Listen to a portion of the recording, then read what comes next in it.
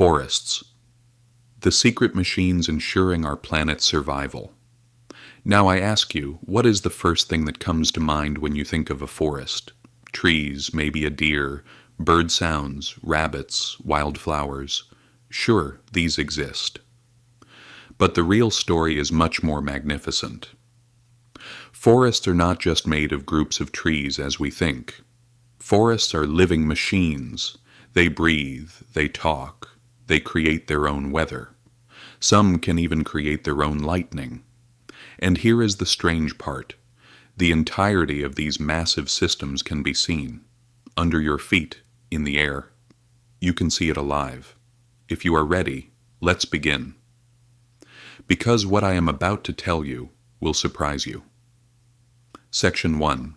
The Underground Internet, the 10-kilometer monster in Oregon.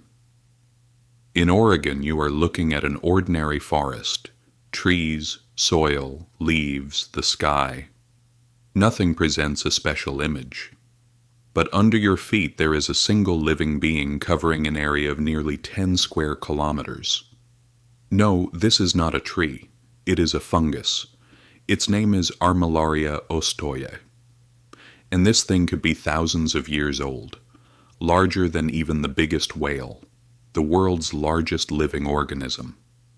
But aren't mushrooms small? I hear you thinking. The mushrooms you see are just the fruits. The real fungus extends in a network of microscopic threads for kilometers under the ground. They call this mycelium. Imagine it like a living web touching the earth. And now, things get different. Trees have their own internet. This fungus doesn't just sit in the soil, it does a job. It connects the trees. Scientists call this the wood wide web. Yes, trees have an internet thanks to this. Here is how it works. When a tree is under stress from an insect attack, it sends coded messages to its neighbors through these networks. It says, "Guys, the bugs are coming, defend yourselves." This message reaches neighboring plants and they begin to produce defense chemicals. They make their leaves more bitter. In this way, other trees prepare before the insects attack them. There is more. Mother trees feed their babies. Think of a large tree, an old sequoia, seeing the sun, photosynthesizing, producing sugar. It is rich in every way. Next to this old tree is a small sapling. In the shade, under the big trees, weak and hungry. What does the big tree do? It sends sugar to that small sapling through the underground fungal network. It feeds it, just like a mother does. The forest is a community. There is competition and there is cooperation, and it all happens where we cannot see. Section 2. The Crazy Power of the Amazon. Everyone has heard of the Amazon rainforest, but do you know this fact? 10% of the world's known species live only there, spread across 9 countries, within millions of square kilometers. Jaguars, pink river dolphins, poisonous frogs, zombie ants, giant anacondas. The list is endless. But the real madness is this. Scientists believe there are still thousands of undiscovered species in the depths of the Amazon. Work continues there, and they find new species every year. There are even regions where humans have never stepped. But the Amazon has another superpower. The forest creates its own rain. Now let's see. Where does rain normally come from? From the oceans, right?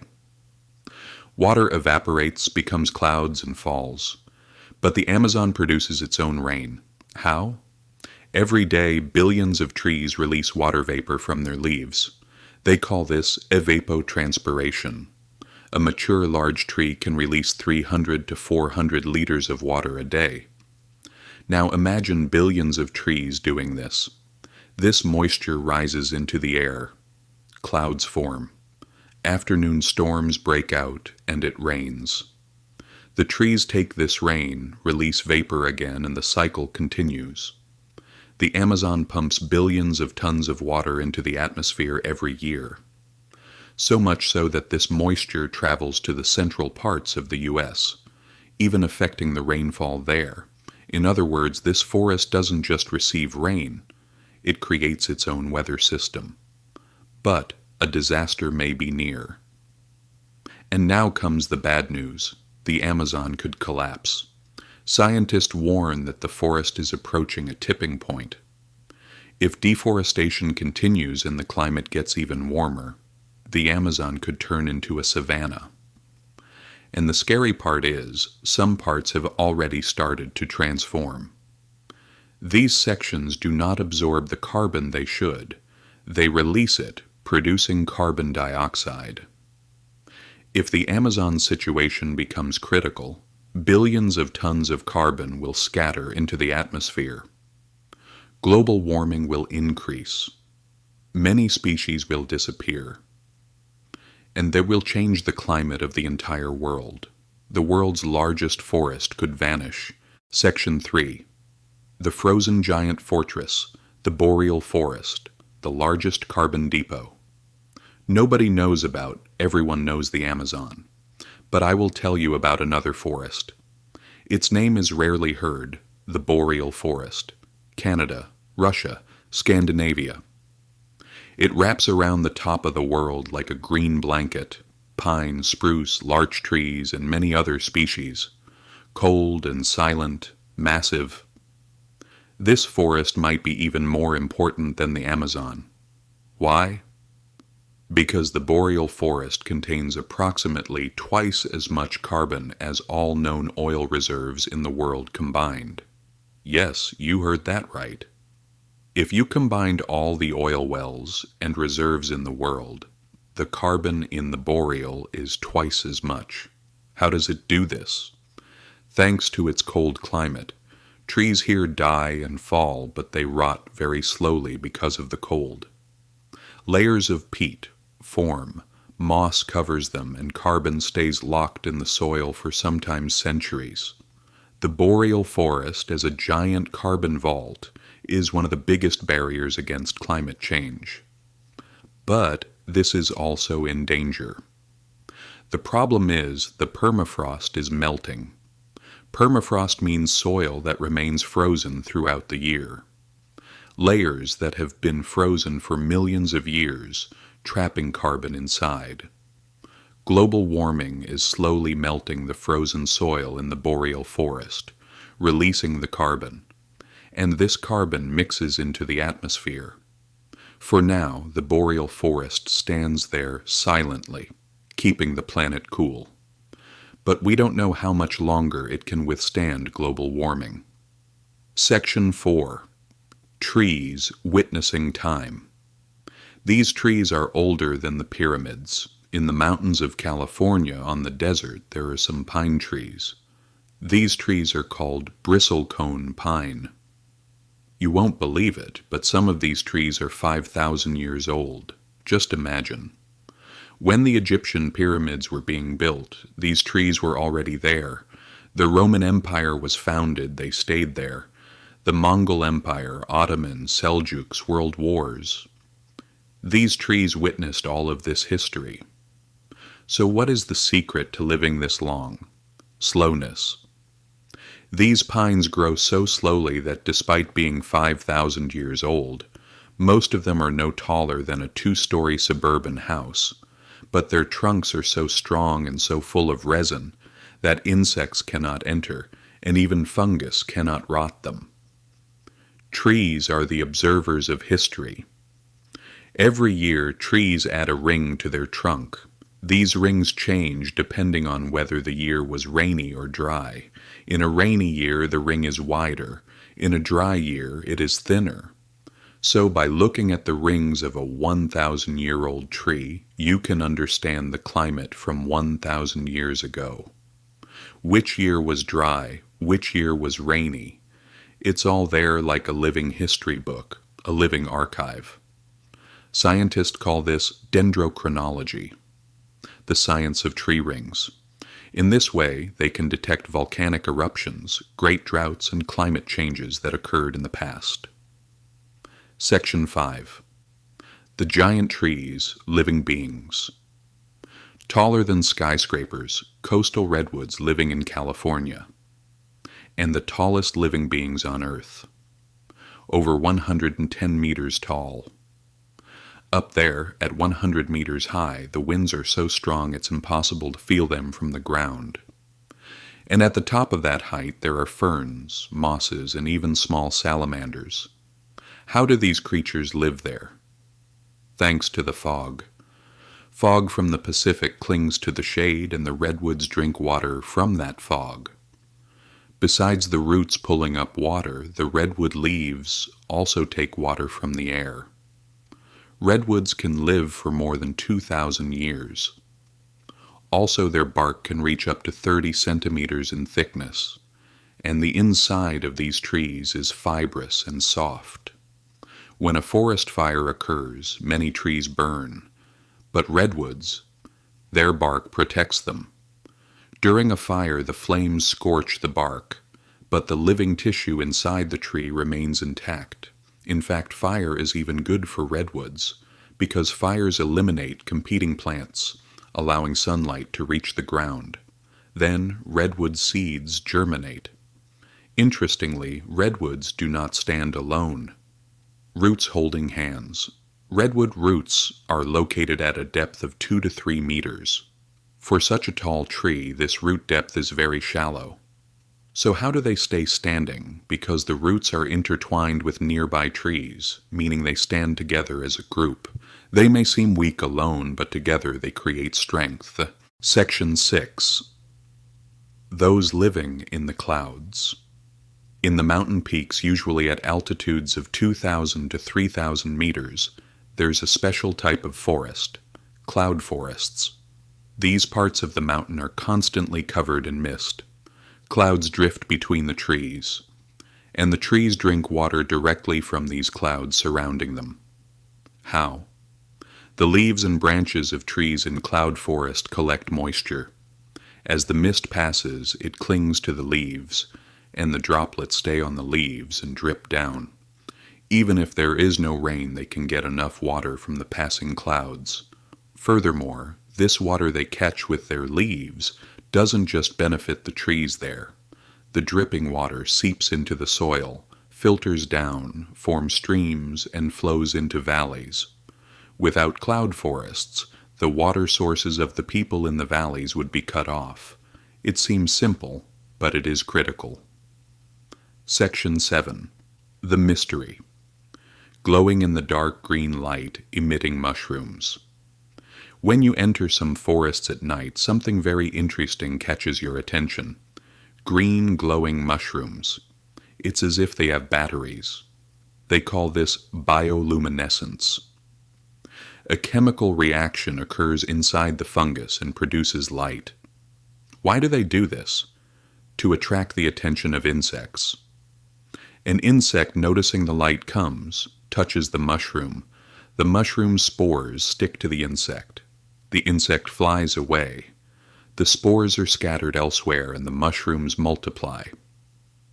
In tropical forests, sometimes the ground glows like a starry sky. If fireflies are also there, the scenery becomes even more magical. For centuries, people have called forests glowing with mushrooms enchanted forests. Now we understand the reason for this magic. Section 8. Forest dancing with fire.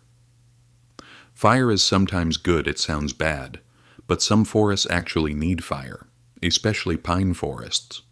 If fires do not occur, these forests get sick. Why? Because fire acts as a cleaning task.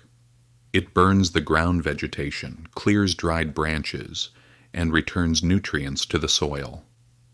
The cones of some pine trees, which are tightly sealed with resin, only open with fire. The fire melts the resin, the cone opens, seeds are scattered on the ground, and new trees are born. Without fire, these types of trees cannot even leave seeds because their cones do not open.